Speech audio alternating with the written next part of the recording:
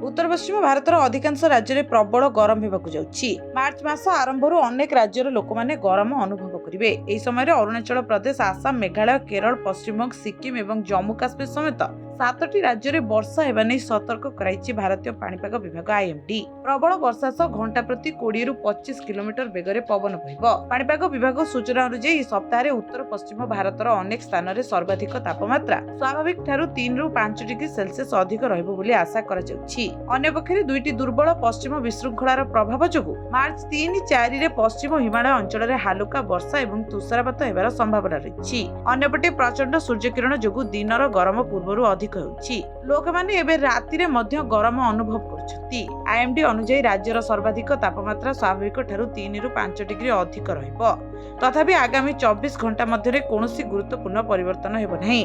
तथापि 24 घंटा परे तापमात्रा वृद्धि पाइपरे एवं होली समय किछि अंचल गरम अनुभव करुथिबा बेले अन्य किछि अंचल रे वर्षार प्रभाव जारी रहिपारे।